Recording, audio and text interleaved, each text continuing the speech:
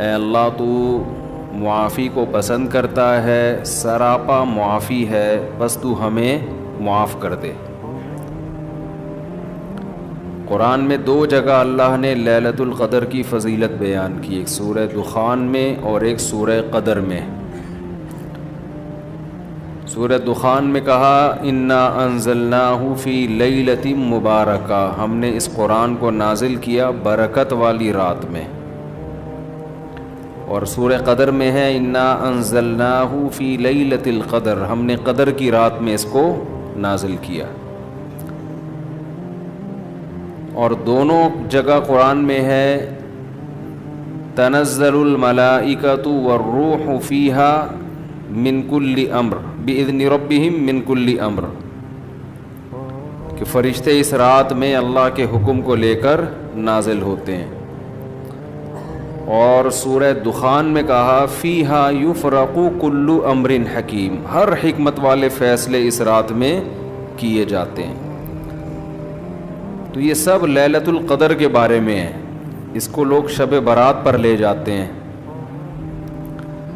اور قرآن میں ہے خیر من الف شہر، 1000 مہینے سے بہتر ہے۔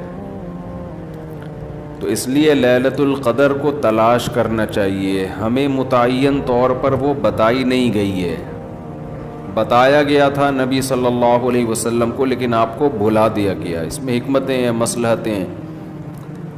بڑی حکمت یہ ہے کہ اگر بتا دی جاتی تو ہم رمضان کے آخری عشرے میں پوری میں عبادت نہ کرتے، پورے سال سوتے رہتے، پورے رمضان سوتے رہتے، اور خاص اس رات کو کچھ اللہ اللہ کر لیتے۔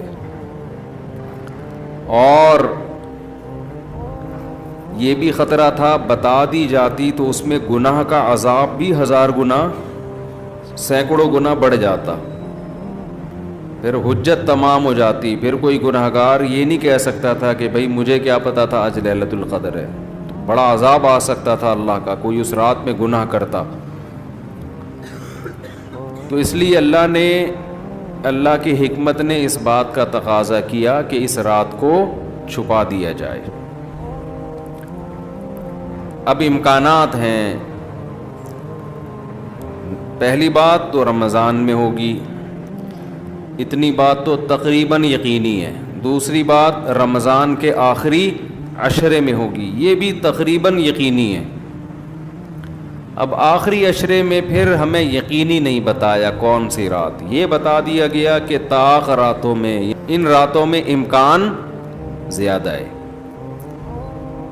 اور بعض حضرات کے نزدیک 27ویں میں امکان اور بھی زیادہ ہے، بعض حضرات کا موقف ہے، لیکن یقینی بات نہیں ہے۔ تو طاق راتوں میں یعنی کوشش تو کریں رمضان کے آخری عشرے میں عبادت کریں، ورنہ کم سے کم آخری درجہ کیا ہے کہ رمضان کی طاق راتوں میں خود بھی نماز، تلاوت اور دعا میں دل لگائیں، اور اپنے گھر والوں کو بھی